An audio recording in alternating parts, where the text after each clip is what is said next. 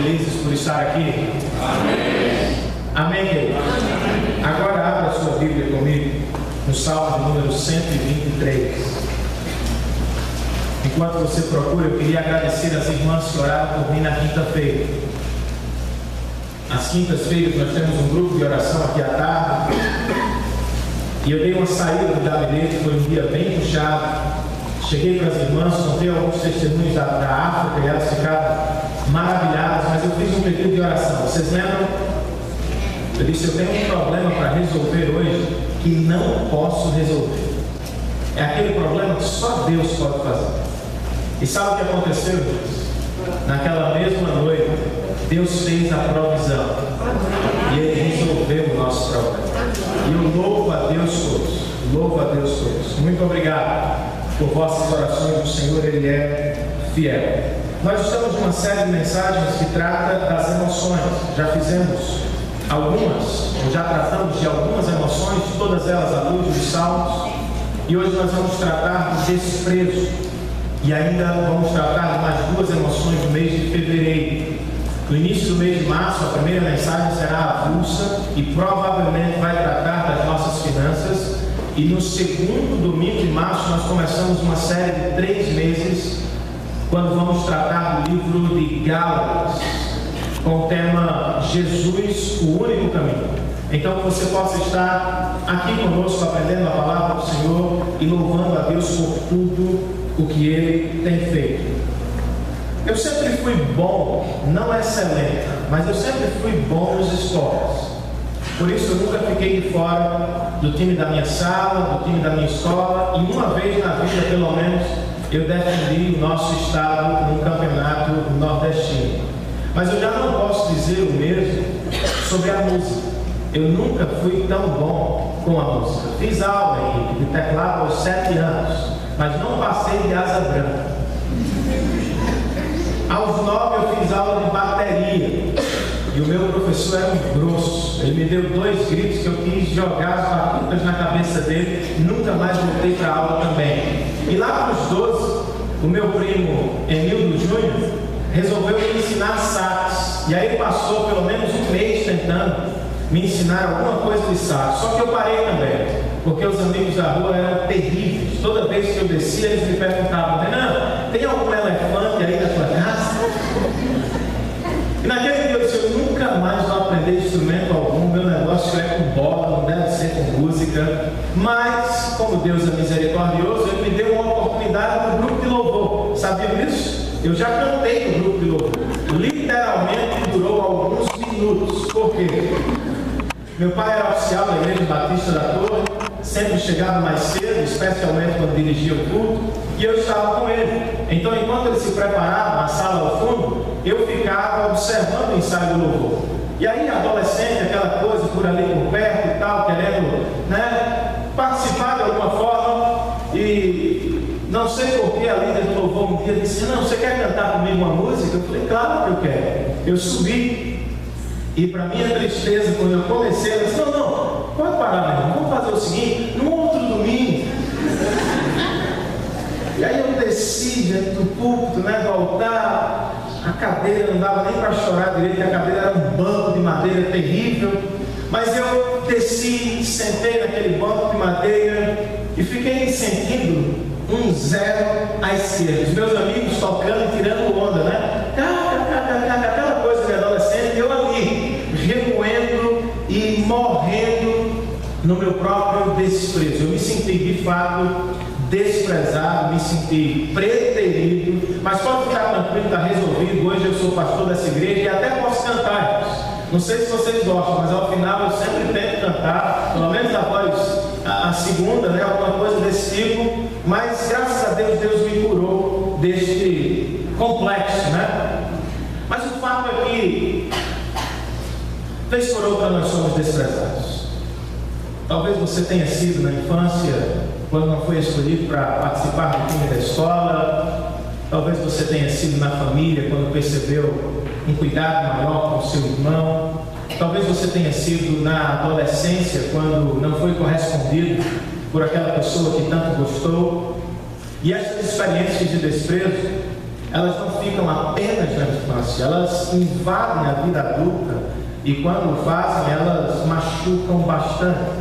É um cônjuge que se vai e que nos despreza, é um filho que nos esquece, é um patrão que nos persegue e nos humilha. A verdade é que o desprezo, ele invade a nossa vida e está presente em todos os nossos corações, claro que com diferença em sua intensidade, mas quando surge, ele machuca talvez mais do que qualquer emoção.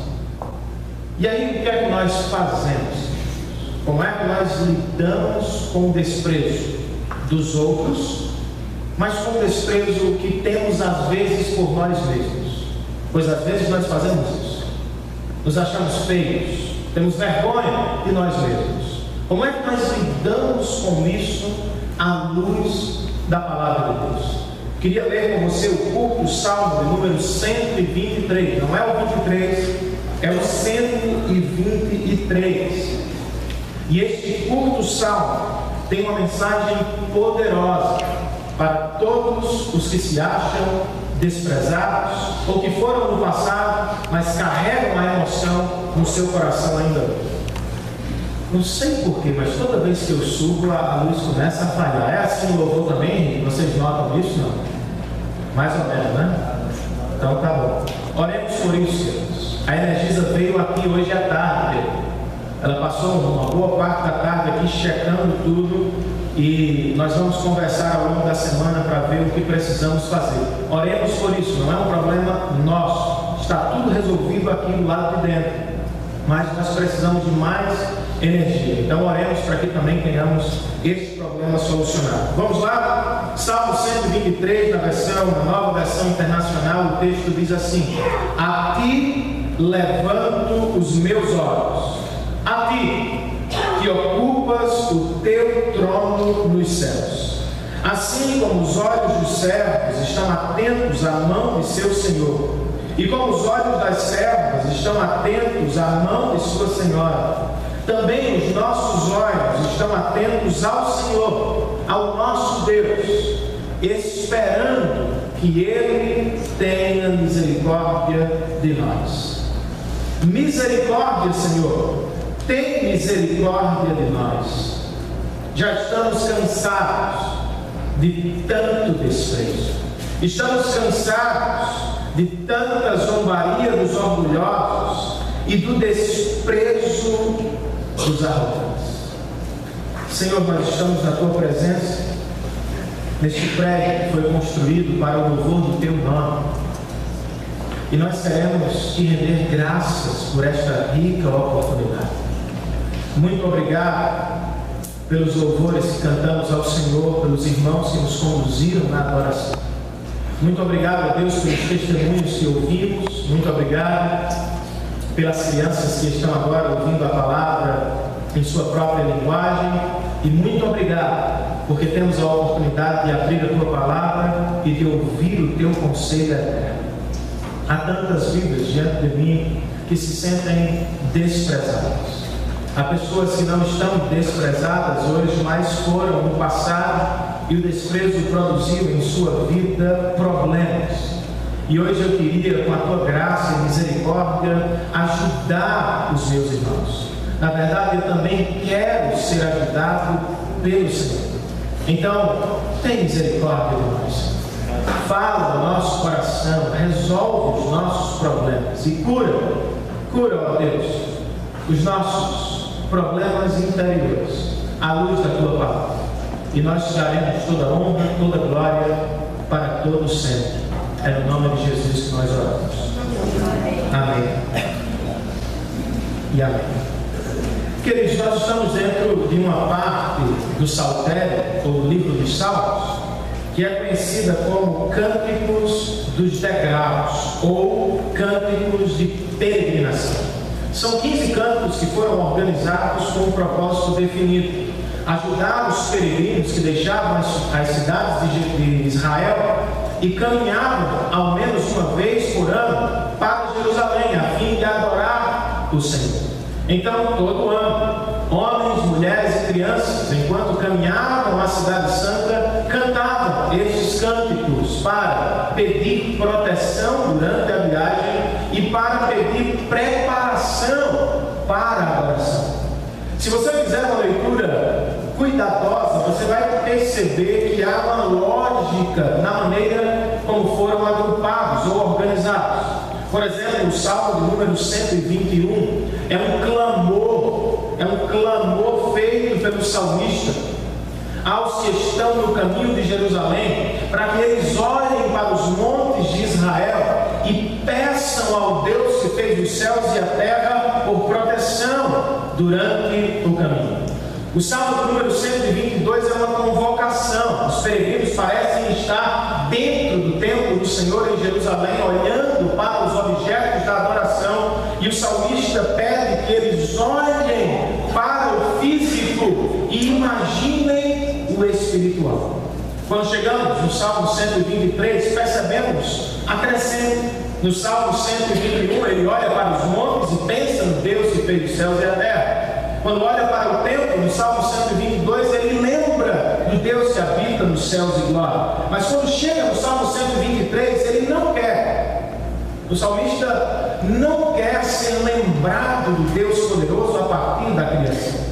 Ele quer um encontro com Deus Todo-Poderoso. Ele não quer apenas ouvir falar, ele não quer apenas ouvir a mensagem sobre Deus no tempo da adoração. Ele quer ouvir a própria voz do Senhor. Ele está desesperado. Não sabemos ao certo quem escreveu este salmo, nem mesmo em que ocasião específica ele nasceu. Mas não é preciso muitas informações para perceber o espírito do salmista quando ele escreveu esta canção. Uns dizem que este salmo vem das campinas da Babilônia, quando Judá era uma nação escrava e vivia à margem da sociedade. Outros vão dizer que esta canção nasce no coração de Neemias, ou nos dias de Neemias, quando o povo de Israel tentava reconstruir sua cidade, mas era desprezado pelas nações vizinhas. E ainda alguns vão dizer que esta canção, ela se parece muito com os dias do rei Ezequias, que foi desprezado pelo rei Senaqueribe da Assíria. O rei se aproximou de Jerusalém, desprezou o exército de Israel, desprezou o rei de Israel e chegou a desprezar o Deus de Israel. Não sabemos ao certo em que tempo e quem o escreveu, mas percebemos claramente que o salmista está pesado, cansado, saturado de tanto desprezo. Essa oração do salmista tem um propósito definido: saber se Deus vai desprezá-lo como os homens, e saber se Deus pode facilitar a sua vida diante do desprezo dos homens. Vez por outra, estamos no mesmo lugar do salmista, cercados por desprezo ou mesmo mergulhados nele, aqui dentro do nosso coração. E a pergunta que eu faço ao salmo é: como lutar contra este desprezo? Como lutar contra esta emoção que tanto machuca o coração humano?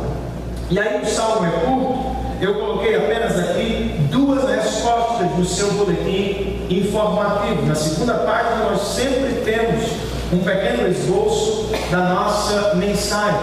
E hoje ela tem duas respostas para a pergunta: como vencer? Como lutar contra o desprezo? A primeira delas é a seguinte: nós vencemos o desprezo, ou nós lutamos contra o desprezo, quando desfrutamos da aceitação do Senhor. Isso é uma verdade conhecidíssima, mas que pode ser bombástica se você se apropriar. O salmista, como percebemos, está pesado, carregado, sua alma está cheia de desprezo. Ele caminha, mas caminha com algum peso sobre os ombros. Ele está desprezado. Ele percebe que não é mais alvo do olhar amoroso dos homens. Quando os homens olham para o salmista, o fazem para humilhar, desprezar, desdenhar dele, diminuí-lo. E ele sabe disso. Alguns viram o rosto quando passam por ele na rua, e outros fazem questão de olhar a fim de diminuir. Ele sabe disso. E é interessante que ele é alvo do olhar crítico do arrogante e também do desprezo do olhar do poderoso, mas ele começa o salmo com um olhar. Não sei se você percebeu, mas ele usou a palavra olhos várias vezes. Por isso Spurgeon chama este salmo de um salmo dos olhos. Ele está sendo alvo do olhar do desprezo, do olhar da indiferença, mas ele começa a tratar do desprezo com o olhar. Como? A ti levanto os meus olhos, a ti que ocupas o teu trono nos céus. Ele percebe que o olhar dos homens se desviou. Então ele se coloca de joelho, eleva os seus olhos para o mais alto céu e tenta perceber o trono de Deus. Não foi assim que Jesus nos ensinou a orar também? Quando forem orar, digam: Pai nosso que está nos céus. Sabemos que ele passeia no nosso meio hoje aqui, amém, queridos? Amém. Mas há uma razão para isso. Quando vocês forem orar, lembrem-se: o Deus a quem vocês se dirigem é o ser mais exaltado do universo. E o salmista sabe disso. Quando ele se aproxima de Deus, ele diz: Senhor, eu levanto os meus olhos aos céus, pois eu sei que o Senhor está exaltado, mas eu também tenho minha visão focada no lugar. Eu sei que tu ocupas o trono do universo. Ele sabe onde encontrar Deus. É como se ele estivesse se aproximando da sala do trono de Deus. Os seus olhos se voltam para os céus, o seu corpo se movimenta para cima, a sua alma quer entrar na presença do Senhor. Mas parece-me que há uma dúvida no seu coração. Será que Deus vai me desprezar como os homens? Será que eu serei aceito por Deus? Será que Ele vai me estender o seu cetro como nos dias de Esther? Ou será que não? Ou será que Ele vai voltar os seus olhos para outra direção? Será que eu terei a oportunidade de desabafar diante dEle? Será que serei cuidado por Ele? Ou será que, como os homens, Deus vai ser indiferente? E você nota isso no verso de número 2, quando ele apresenta uma imagem. Ele diz que assim como os olhos dos servos estão atentos à mão do seu Senhor, e como os olhos das servas estão atentos à mão de sua Senhora, também os nossos olhos estão atentos ao Senhor, ao nosso Deus, esperando, aguardando que Ele tenha misericórdia de nós. Ele parece não saber, ele parece não ter a resposta da aceitação ou rejeição de Deus. Por isso ele insiste, fica ali às portas da sala do trono. E é interessante notar essa imagem. No ambiente oriental, queridos, os servos mal falam com seus senhores e vice-versa. Os servos são conduzidos por seus senhores pelos gestos. As ordens vêm das mãos, vêm do olhar, vêm da direção. E é a isso que o salmista que olha para o Senhor como um servo olha para o seu Senhor. Ele está esperando para ver se o Senhor vai dizer venha, ou se o Senhor vai dizer vai embora. Ele está esperando com ansiedade para saber se Deus vai recebê-lo na sua presença ou se Deus vai rejeitá-lo da sua presença. E não é uma resposta fácil, pelo menos para o salmista, porque ele diz: eu vou ficar aqui esperando até que Ele tenha misericórdia de nós. O que o salmista mais quer com este salmo é ter a certeza da aceitação de Deus diante dos desprezos existenciais. Como vencer o desprezo? Seguindo os passos deste salmista. Quando os olhos dos homens se voltam para longe, os nossos olhos devem se voltar para Deus. Amém. Ele sempre estará por perto. Posso ouvir um amém dele? Amém.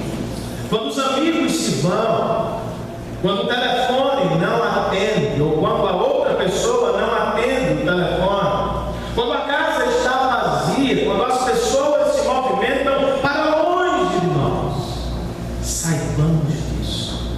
O nosso Deus está sempre em casa, assentado no seu alto e sublime trono. Mas há um problema, irmãos. Como salmista, muitas vezes nós temos dúvidas sobre o nosso relacionamento com Deus. Nós temos dúvidas quanto ao amor de Deus. Será que Ele vai me receber? E se eu for tão feio quanto fulano me disse? E se eu for tão pecador quanto Beltrano me falou? Os olhos dos homens muitas vezes nos machucam profundamente. E às vezes são os nossos próprios olhos que enxergam tantas coisas feias que fazemos e que somos. E por vezes temos vergonha do que fizemos ou do que fomos. E se levanta essa pergunta: será que Deus vai me receber? Será que Ele vai me aceitar? Será que Ele sabe realmente o que eu fiz, o que sou, o que poderia ser sem a graça dele? Será que Ele vai me receber? Aí seria muito bom você ter um tempo para ler a carta aos Hebreus. A carta aos Hebreus foi escrita para irmãos desprezados. Literalmente foram desprezados por seus familiares.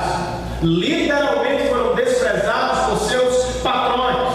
Literalmente foram desprezados por seus patrícios. Os nossos irmãos no primeiro século foram expulsos de casa, perderam sua carreira profissional e muitos perderam a vida. No meio desta maravilhosa carta, lá no capítulo 4, o autor diz: aproximemo-nos do trono da graça com ousadia e confiança, a fim de encontrar graça e misericórdia no dia da necessidade. Amém. O que é que o autor de Hebreus está dizendo? Em outras palavras, o mundo vai desprezar o cristão, mas Deus jamais desprezará os seus. O que é que o autor de Hebreus está dizendo? Os homens vão desprezar vocês, as pessoas vão desprezar vocês, vocês vão se desprezar muitas vezes, mas aquele que habita o trono do universo jamais desprezará vocês. É verdade. Ele está sentado num objeto de poder. Ele está no mais alto céu. Mas saiba você que o seu trono é cercado de graça e misericórdia. Você pode se aproximar. É verdade. Ele é o ser mais belo, perfeito, glorioso do universo. Mas é também verdade que os seus olhos estão voltados para os pecadores com amor e misericórdia. Talvez você me diga: não, pastor, eu ainda não vi o sinal de Deus. Como salmista, eu estou esperando o sinal. Será que Ele vai me deixar entrar? Eu ainda não vi o sinal. Será que você ainda não viu esse sinal? Isaías viu 700 anos antes de Cristo e registrou isso. No capítulo 53 de sua profecia, não precisa abrir, só escute isso. Vendo de antemão o sinal da mão de Deus para a humanidade, ele disse: ele não tinha qualquer beleza ou majestade que nos atraísse. Nada havia em sua aparência para que o desejássemos. Ele foi desprezado e rejeitado pelos homens, um homem de dores e experimentado no sofrimento, como alguém de quem os homens escondem o rosto. Ele foi desprezado e nós não o tínhamos em estima. Certamente Ele tomou sobre si as nossas enfermidades e sobre si levou as nossas doenças. Contudo, nós o consideramos castigado por Deus atingido e afligido. Mas Ele foi transpassado por uma razão, por causa das nossas transgressões. Foi esmagado por causa das nossas iniquidades. O castigo que nos trouxe a paz estava sobre Ele, e por suas feridas e desprezo nós fomos curados. Será que você não consegue ver?